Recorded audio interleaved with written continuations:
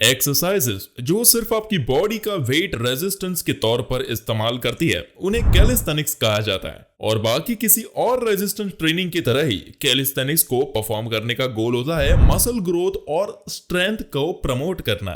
Calisthenics में आपकी body का वेट रेजिस्टेंस के तौर पर यूज किया जाता है, इसलिए इसे बॉडी वेट एक्सरसाइजेस भी कहा जाता है। और बॉडी वेट एक्सरसाइजेस के बारे में बड़ा सवाल ये होता है कि मसल बिल्डिंग और स्ट्रेंथ के लिए ये कितनी इफेक्टिव है, या फिर ये एक्सरसाइजेस वेट्स लिफ्ट जितनी इफेक्टिव है या नहीं।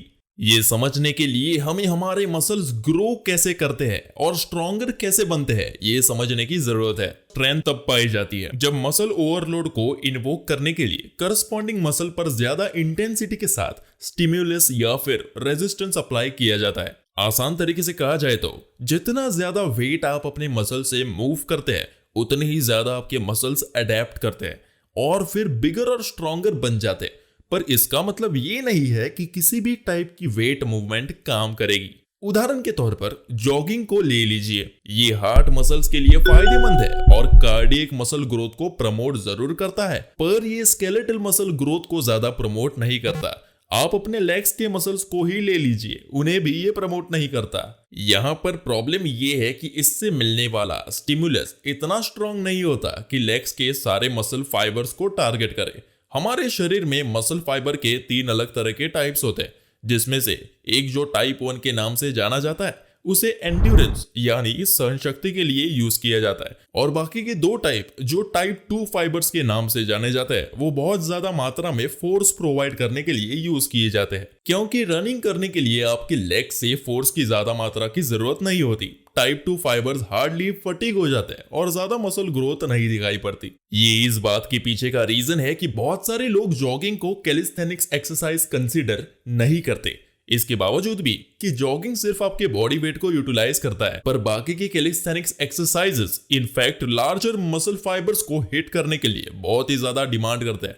उदाहरण के तौर पर पुलअप को ले लीजिए, जबकि सामान्य तौर पर लोग ज्यादा से ज्यादा 5 पुलअप कर पाते हैं। ये मूवमेंट डिमांड करती है कि आपके सारे फाइबर टाइप्स अंत में फायर अप होके एग्जॉस्ट हो जाए, जिससे कि मसल ग्रोथ प्रमोट होती है। पुशअप्स कैलिस्थेनिक्स का एक दूसरा अच्छा एग्जांपल है, ऐसी एक्सरसाइज जो मसल ग्रोथ को प्रमोट करती है। ज्यादातर बिगिनर्स के लिए जो 10 पुशअप्स करने के लिए भी स्ट्रगल करते हैं, पर अंत में आप पूरी तरह से रेजिस्टेंस ना होने की प्रॉब्लम को फेस कर सकते हैं। जितना मुश्किल आपको पहली बार 10 पुशअप्स करना लगेगा, आगे जाकर वही 10 पुशअप्स आपके लिए एक आसान वार्म अप होगा।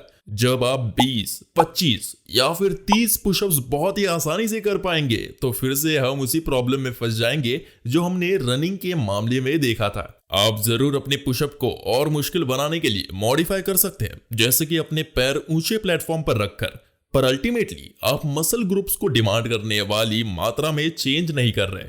जो मसल ग्रुप मात्रा स्टैंडर्ड पुशअप में इन्वॉल्व होती है, उसकी जगह आप उस मूवमेंट में इन्वॉल्व होने वाले मसल्स को शिफ्ट करना शुरुआत कर देते हैं। अगर आप अपनी चेस्ट को बिल्ड करना चाहते हैं तो आपके पास उतना रेजिस्टेंस नहीं होगा, और शायद आप सोचने लगेंगे क्यों ना पीठ पर और ज्यादा वेट ऐड किया जाए। तो उस पॉइंट पर वो सिर्फ बॉडी वेट नहीं रहेगा, यानी कि वो कैलिस्थेनिक्स नहीं कहा जा सकता। अगला नेचुरल प्रोग्रेशन है वेट्स को यूज करना। कैलिस्थेनिक्स कितना ही ग्रेट साबित हो, पर एक ऐसा पॉइंट आएगा जहां पर सर्टेन मसल ग्रुप्स को, स्पेशली स्ट्रॉन्ग मसल ग्रुप्स जैसे कि आपके चेस्ट, लेग्स और हिप्स को अंत में ग्रेटर रेजिस्टेंस की जरूरत पड़ेगी। और इस वजह से कि कैलिस्थेनिक्स में आपको एक्सरसाइज को परफॉर्म करने के लिए मल्टीपल मसल ग्रुप्स की भी जरूरत पड़ती है। ये नेचुरल और फंक्शनल डेवलपमेंट के लिए बिल्कुल भी बुरी चीज नहीं है, पर ये सर्टेन मसल्स को आइसोलेट करना मुश्किल बनाता है। पर इससे ये तो नहीं कहा जा सकता कि कैलिस्थेनिक्स से एस्थेटिकली अपीलिंग बॉडी नहीं बन सकती। आफ्टर ऑल आप बॉडी वेट एक्सरसाइजेस करके ऐसे दिख रहे हैं, पर अगर आप इन दोनों रेजिमेंट्स को कंपेयर करें, आपको मसल ग्रोथ में डिफरेंस नजर आएगा। इतना ही नहीं, बल्कि ओलंपिक जिमनास्ट को भी उनका मैक्सिमम पोटेंशियल पुश करने के लिए वेट्स को यूज करना होता है। हम ये कहना नहीं चाहते कि कैलिस्थेनिक्स को किसी के भी एक्सरसाइज प्रोग्राम में जगह नहीं है। आपको सिर्फ इस एक्सरसाइज के यूजेस को समझना होगा। कैलिस्थेनिक्स के बारे में एक ग्रेट बात यह है कि यह बिल्कुल फ्री है। आपको सिर्फ जरूरत है ग्राउंड जिस पर आप चल सके और बार्स जिन पर आप हैंग कर सके। बिगिनर्स के लिए बॉडी वेट एक्सरसाइजेस सारी जरूरी कंपाउंड मूवमेंट्स प्रोवाइड करेंगी जो आमतौर पर एक बिगिनर प्रोग्राम में पाई जाती है। और आपको खुद को जिम जाने के लिए मोटिवेट करने की जरूरत नहीं पड़ेगी। तो आप कैलिस्थेनिक्स कर रहे हैं और आपको रिजल्ट्स पसंद आ रहे हैं तो उसके साथ ही बने रहे। अगर आपको लग रहा है कि आपकी स्ट्रेंथ बढ़ चुकी है तो अब टाइम आ गया है कि वेट्स के साथ मूव अप करें। आपके हेल्थ और फिटनेस से जुड़े सवालों को नीचे कमेंट्स में पूछें। हमारी और वीडियोस को भी चेकआउट करें, साथ में लाइक और सब्सक्राइब करें। ये वीडियो देखने के लिए धन्यवाद।